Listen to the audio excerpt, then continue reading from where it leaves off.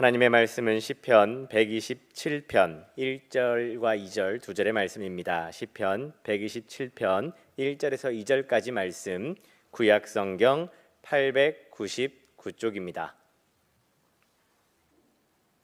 하나님의 말씀 시편 127편 1절과 2절 두 절의 말씀 제가 받들어 읽겠습니다. 여호와께서 집을 세우지 아니하시면 세우는 자의 수고가 헛되며 여호와께서 성을 지키지 아니하시면 파수꾼의 깨어 있음이 헛되도다. 너희가 일찍이 일어나고 늦게 누우며 수고의 떡을 먹음이 헛되도다. 그러므로 여호와께서 그의 사랑하시는 자에게는 잠을 주시는도다. 아멘. 오늘 또 우리 찬양 자리 주셔서 참 감사를 드립니다. 우리 하나님께서 기뻐 받으신 줄 믿습니다. 오늘 말씀에 합당한 삶과 축복이라고 하는 제목으로 말씀 선포하겠습니다. 이제 며칠 후면은 추석인데 우리의 마음이 마냥 즐겁지만은 않습니다. 지금 우리 마음이 코로나로 많이 위축되어 있습니다만은 오늘 말씀 통하여서 위로받으시고 또 행복하고 즐거운 추석 되시기를 바랍니다. 오늘 본문은 솔로몬의 시입니다. 읽었던 1절, 2절을 보시면은 헛되다라고 하는 단어가 세 번이나 나오고 있습니다. 솔로몬의 노년에 기록된 것으로 보입니다. 왜냐하면은 그의 노년에 그가 노년에 기록한 전도서를 보면은 전도서의 주제가 바로 헛됨이기 때문에 그렇습니다. 그는 재물과 명예와 쾌락 등 누려보지 않은 것이 없었고, 인류 최고의 지혜를 소유한 사람이기도 했습니다. 모든 걸 다 누려보았습니다마는 그의 가정사는 복잡했습니다. 가정뿐만 아니라 말년에는 나라가 둘로 나누어지는 아픔을 겪기도 했습니다. 그가 가진 탁월하고 많은 것들로는 가정과 나라를 세울 수가 없었습니다. 지켜낼 수가 없었습니다. 무슨 이야기냐면은 인간의 수고와 노력은 반드시 필요하지만은 그 노력과 수고에는 한계가 있다라고 하는 것을 우리에게 가르치고 있습니다. 솔로몬은 전도서 2장 22절에서 23절에 다음과 같이 말씀하고 있습니다. 사람이 해 아래서 행하는 모든 수고와 마음에 애쓰는 것이 무슨 소득이 있으랴. 일평생에 근심하며 수고하는 것이 슬픔뿐이라. 그의 마음이 밤에도 쉬지 못하나니 이것도 헛되도다. 수고하고 애쓰는 모든 것들이 헛되다라고 말씀하고 있습니다. 그렇기 때문에 인생을 복되게 살기 위해서는 하나님을 알고 섬기며 하나님 뜻에 합당한 삶을 살아가야 합니다. 자, 그러면 우리에게 주시는 분명한 복의 말씀이 있습니다. 1절 첫 번째입니다.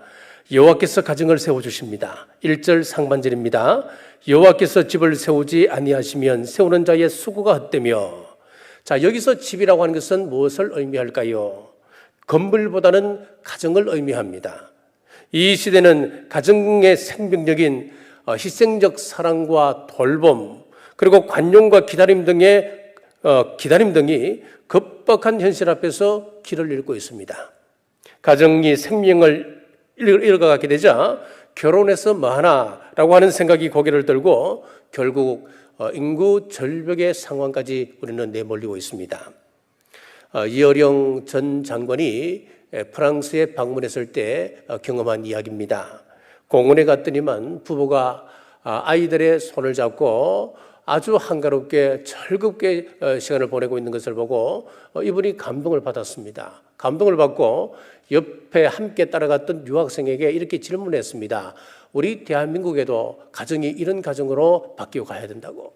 남자들은 전부 다 남자들끼리 밤마다 술 마시러 다니고 여자들은 여자들끼리 모여서 개 모임 하느라고 가정에서 부모가 있어도 이 아이들이 밤낮 고와 같이 생활하고 있다. 자, 그런데 저들은 일요일이 되면 이렇게 한가로이 한 가정이 아니고 거의 모든 가정들이 이렇게 나와서 자녀들 손을 잡고 휴식을 취하고 있으니까 참 보기가 좋다. 이것은 백화점에 가도 그렇고 바닷가에 가도 그렇고 우리 한국이 본받았으면 참 좋겠다. 그런 이야기를 했습니다. 그랬더니만 유학생이 웃으면서 이렇게 말을 했습니다. 선생님, 잘 모르시는군요. 저들이 지금 뭐 하는 줄 아세요? 오늘은 첫 번째 주일입니다. 그 말이 의아해서 이게 무슨 말이냐라고 물었더니만 그 유학생이 이렇게 이야기합니다. 여기서는 부부들이 이혼을 하게 되면은 이혼 이후에 아이들과 면회할 수 있는 날짜를 정하는데 그 날짜는 보통 첫째 주 첫째 일요일이라 그렇게 이야기하는 거예요. 오늘이 바로 그 날이기 때문에 이 공문이 이렇게 붐빈다고. 아마 다음 주 주일날 이렇게 나오시면은 이런 광경은 찾아보기 힘들 겁니다 라고 이야기했습니다. 가정을 온전히 세운다는 것은 참 힘듭니다. 사람은 인생이라고 하는 집을 세우며 살아갑니다. 유치원 때부터 교육을 받기 시작합니다. 초등학교, 중학교, 고등학교, 대학교. 자, 교육받는 것은 인생의 성공과 행복한 집을 짓기 위한 준비 작업인 것입니다. 그러나 인생의 성공과 행복이 좀처럼 잡히지 않습니다. 평생 아침에 일찍 일어나고 저녁 늦게 잠을 자며 수고의 떡을 먹다가 인생을 마감하는 것입니다. 자, 하나님께서 집을 세우지 아니하시면 세우는 자의 수고가 헛되다라고 하는 것은 야곱의 생애를 통해서 보면 우리는 확실히 알 수가 있습니다. 야곱은 아무것도 없이 정말 맨주먹으로 출발했던 사람이었습니다. 야곱은 형 에서와의 갈등 때문에 외삼촌 라반의 집으로 피신했습니다. 외삼촌의 딸 라헬과 결혼하기 위하여서 14년 동안 대가 없이 외삼촌을 섬겼습니다. 그리고 결혼 이후에도 6년간 외삼촌의 양떼를 돌보며 삽니다. 그러다 품삯을 요구하게 됐지요. 앞으로 얼룩덜룩한 새끼들이 탄생하게 되면 그 새끼를 저를 주십시오. 자, 이 말을 들은 외삼촌이 뜰듯이 기뻐합니다. 왜 그렇습니까? 야곱을 붙잡아 두었으니까 뭔가 주긴 줘야 되는데 터무니없는 요구를 하는 것입니다. 당시에 이런 얼룩덜룩한 양이나 소 같은 경우에는 인기가 없었습니다. 부정한 것으로 보았습니다. 그런데 야곱이 이런 동물을, 이런 짐승을 달라는 거예요. 그리고 순백색 아니면 순색의 이런 어미들이나 수컷들은 전부 다 치우라는 거예요. 자, 한번 생각해 보십시오. 자, 암컷이 백색이고 수컷이 백색이다, 순색이다. 그러면 거기에는 분명히 검은색 아니면은 죄송합니다, 흰색이 나오는 겁니다. 그런데 이런 얼룩덜룩한 것을 다 치워버리고 자, 흰색깔만 남겨두면은 그 새끼들은 반드시 흰색이 나오는 겁니다. 자, 얼룩덜룩한 것이 나올 가능성이 거의 희박한 것입니다. 자, 야곱은 자, 이렇게 약속을 하고 버드나무와 신풍나무와 살구나무 가지를 꺾어서 말 구유 앞에, 그리고 양들이 먹는 그 구유 앞에 병풍처럼 세워둡니다. 양이나 짐승떼들이 물을 마시고 새끼를 뺄 때에 그 얼룩덜룩한 병풍을 지나가게 하는 겁니다. 그런데 그것을 바라본 그 어미가 새끼를 낳을 때 보니까 전부 다 얼룩덜룩한 새끼가 나오는 겁니다. 자, 유전공학으로는 설명할 수 없는 기이한 일이 벌어졌습니다. 인간 이성으로는 설명할 수 없는 하나님의 방법, 바라봄의 법칙이 아니고는 설명될 수 없는 기이한 현상이 일어나게 된 것이지요. 히브리서 11장 1절에 보면 믿음은 바라는 것들의 실상이요 보지 못하는 것들의 정근이라고 말씀하고 있습니다. 우리들도 성공적인 집을 세우려면 피로 얼룩진 주님의 십자가 바라보아야 합니다. 하나님을 바라보지 아니하고 인간의 수단과 인간의 방법으로 집을 세우고자 한다면 나중에는 빈손 들게 되는 것입니다. 히브리서 12장 2절입니다. 믿음의 주요 또 온전케 하시는 인 예수를 바라보자. 저는 그 앞에 있는 즐거움을 위하여 십자가를 참으사 부끄러움을 개의치 아니하시더니 하나님 보좌 우편에 앉으셨느니라 라고 기록하고 있습니다. 고린도전서 2장 9절에도 보면 기록된 바 하나님이 자기를 사랑하는 자들을 위하여 예비하신 모든 것은 눈으로 보지 못하고 귀로도 듣지 못하고 사람의 마음으로도 생각하지 못하였다 함과 같으니라. 자, 하나님은 우리를 위하여 구원을 비롯한 상상치 못할 은혜를 예비해 두셨다는 거예요. 우리가 십자가를 통하여 그리스도를 의지하고 하나님을 바라볼 때에 이 은혜를 통하여 우리의 집을 세우신다고 하는 것입니다. 때문에 우리는 항상 하나님을 의지하고 집을 세우는 여러분 되시길 주님의 이름으로 축복합니다. 자, 둘째, 여호와께서 성을 지키신다 했습니다. 1절 중반절입니다. 여호와께서 성을 지키지 아니하시면 파수꾼의 깨어 있음이 헛되도다. 자, 성은 축성하는 것보다 지키는 것, 수성이 더 어렵다고 이야기합니다. 한국경제는 2017년도에 이미 1인당 GNP가 3만 불을 넘겼습니다. 올 7월에는 UN 무역개발회의에서 그 회원국이 195개국인데 만장일치로 우리 대한민국을 개발도상국에서 선진국으로 격상시켰다고 이야기하지요. 이것은 1964년도 UN 무역개발회의가 발족된 지 처음 있는 일이라고 합니다. 2018년도에는 구매력 기준 1인당 GNP가 일본을 능가했습니다. 그리고 군사력은 세계 6위가 되었습니다. 내년도 국방비가 55조라고 그러지요. 국제적인 위상도 높아졌습니다. 자, 하지만 경제 부흥을 자랑만 하고 흥청망청하고 신앙을 떠나버린다면 언제 무너질 줄 모르는 것입니다. 한때 세계 어느 곳을 가더라도 대우라고 하는 간판이 있었습니다. 동유럽은 물론이고 아프리카 오지에까지 대우라고 하는 간판이 번쩍였다고 이야기합니다. 그런데 그 기업이 무너지리라 누가 상상했겠습니까? 인간이 아무리 애쓰고 힘써도 경관성을 세워놓는다 하더라도 하나님께서 지키지 않으시면 한순간에 무너질 수 있다고 하는 것을 우리에게 보여주는 사건이었습니다. 야곱이 처자와 짐승떼를 데리고 외삼촌 집을 몰래 빠져나옵니다. 사흘 후에 야곱이 도망갔다고 하는 사실을 외삼촌이 알고 그를 죽이기 위하여 불같이 추격합니다. 그러나 꿈에 하나님께서 외삼촌 라반에게 나타나셔서 야곱에게 선악간 말하지 마라, 혼이 났습니다. 그리고 이 라반이 야곱을 만나서 평화 언약을 맺게 되는 것이죠. 만일 하나님께서 지켜주지 않으셨다면 야곱은 외삼촌 손에 죽게 되었고 그의 모든 재산은 빼앗겼을 것입니다. 외삼촌을 피해 야복강 나루트에 이르렀을 때 설상가상으로 형 에서가 400년의 군대를 이끌고 자기를 죽이기 위해서 찾아온다는 겁니다. 그날 밤에 야복강 나루트에서 한 장정이 나타났습니다. 야곱이 필사적으로 붙들고 실험합니다. 동기털 무렵까지 그를 놓지 않으니까 그 사람이 야곱의 환도뼈를 쳤습니다. 그때부터 다리를 절게 되었습니다. 이제 야곱에게는 소망이 끊어진 것이죠. 그때 야곱이 그 장정에게 만일 당신이 나에게 축복하지 않는다면 나는 놓을 수 없습니다. 그 장정은 바로 하나님의 사자였습니다. 하나님의 사자가 야곱에게 내 이름이 무엇이냐 물었을 때 야곱입니다. 야곱의 이름의 뜻이 무엇입니까? 사기꾼, 붙드는 자 그런 뜻 아닙니까? 하나님의 사자가 이제부터 네 이름은 야곱이 아니고 이스라엘이다. 이스라엘의 이름의 뜻은 하나님과 씨름하여 이겼다라고 하는 뜻을 가지고 있습니다. 여기에 깊은 의미가 숨어 있습니다. 야곱은 육신의 사람입니다. 그리고 그 사자는 영의 사람입니다. 그러니까 영과 육의 싸움에서 육신이 완전히 죽고 영이 살아나게 되음을 지금 의미하고 있습니다. 우리가 하나님께 마음과 몸을 완전히 굴복시킬 때 이긴 자 되는 것임을 믿으시길 주님의 이름으로 축복합니다.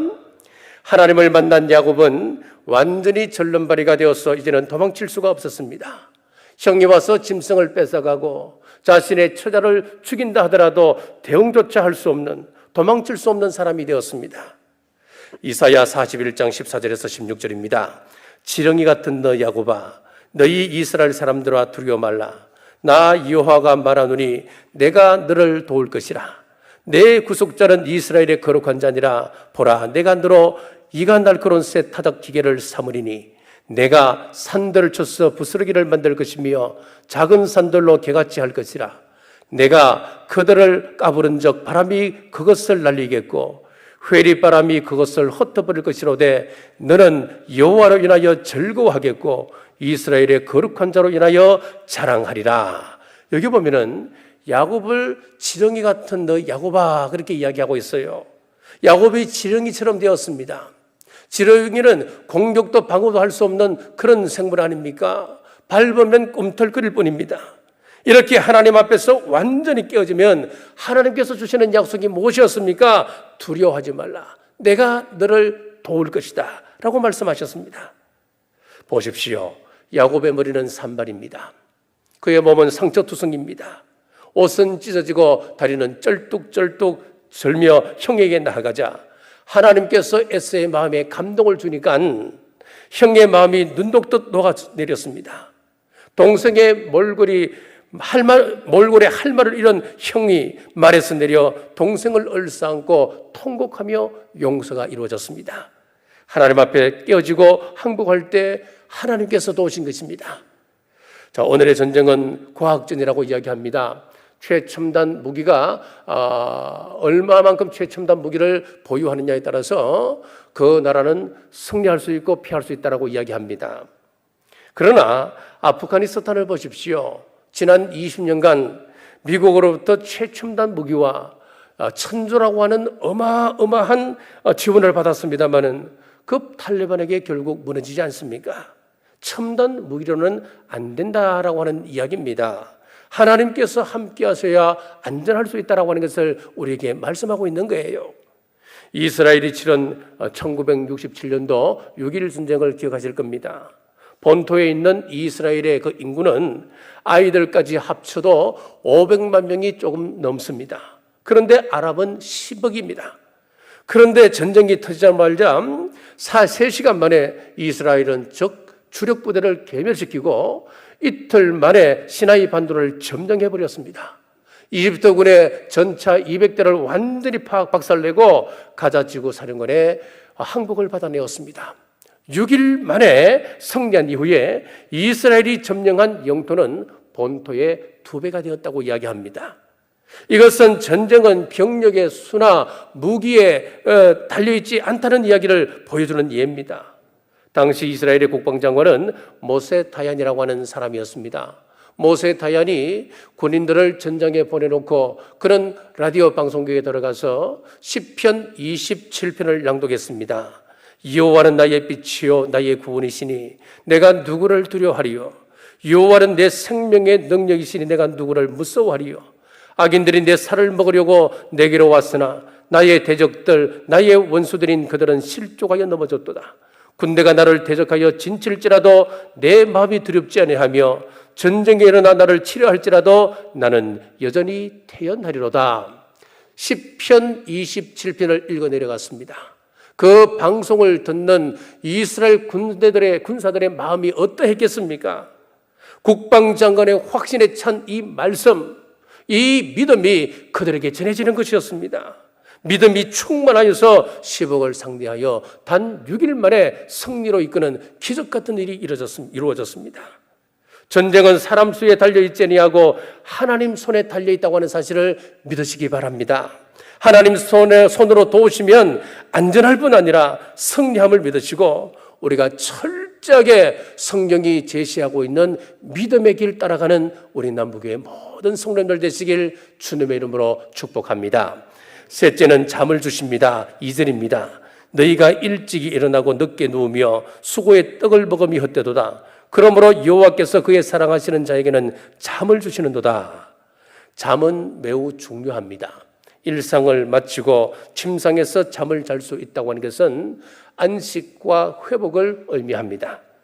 고문에는 여러 종류가 있지만은 잠을 재우지 않는 고문가 가장 가혹하다고 이야기합니다. 잠을 재우지 아니하면 그 사람은 미쳐버린다고 이야기하지요. 또 전 세계를 통해서 가장 많이 팔리는 약이 무엇일까요? 감기약일까요? 감기약은 매우 많이 팔립니다. 따뜻한 동남아에는 감기 환자가 별로 없을 것이다 생각합니다만은 그렇지도 않습니다. 한번 방문해 보면 이 아이들이 누런 콧물을 줄줄 흘립니다. 그만큼 전 세계적으로 감기 환자는 많습니다. 그런데 감기약이 아닙니다. 그럼 진통제일까요? 진통제도 아닙니다. 그럼 무엇일까요? 바로 수면제라고 합니다. 많은 사람들이 수면 장애를 겪고 있다고 하는 이야기입니다. 잠을 자지 못하는 이유는 무엇일까요? 불안하기 때문에 그렇습니다. 그럼 왜 불안할까요? 내가 내 집안을 지켜야 해. 내가 내 자녀를 지켜야 해. 내가 지켜야 하고 모든 것을 내가 이루어가야 하기 때문에 우리에게는 안식이 없습니다. 불안이 늘 따라다니게 되는 것입니다. 그런데 오늘 본문에 보니까 하나님께서 사랑하는 자에게는 잠을 주신다고 말씀하고 있습니다. 하나님이 사랑하는 자는 어떤 사람일까요? 하나님께 온전히 내어 맡기는 사람입니다. 그러므로 잠을 잔다고 하는 것은 우리 주님께 자신을 전적으로 내어 맡기는 사람을 이야기합니다. 우리 주님께서 쉼에 대해서 말씀합니다. 마태복음 11장 28절에서 30절에 수고하고 무거운 짐진 자들아 다 내게로 오라. 내가 너희를 쉬게 하리라. 나는 마음이 온유하고 겸손하니 나의 멍에를 메고 내게 배우라. 그리하면 너희 마음이 쉼을 얻으리니 이는 내 멍에는 쉽고 내 짐은 가벼움이라 하시니라. 자, 암소를 데리고 밭을 갈 때에 어미소 멍에 밑에 새끼도 함께 따라 붙입니다. 뭐 우리나라는 그렇지 않습니다만은 제가 발리의 롬벅이라고 하는 곳에 갔을 때에 그런 신기한 장면을 보게 되었습니다. 암소가 이제 이게 호텔 앞에서 모래사장을 이렇게 고르고 있어요. 우리 한국하고 똑같습니다. 멍게를 지우고 소 두 마리를 한 길이로 해서 쭉 가는데 그 밑에 새끼를 그 밑에다 달아놓은 거예요. 새끼는 아무것도 하지 않습니다. 그냥 어미가 가는 대로 따라갈 뿐이에요. 왜 그런가 생각해 보니까 어릴 때부터 새끼 때부터 지가 가야 할 그 길을 가르쳐 주는 거예요.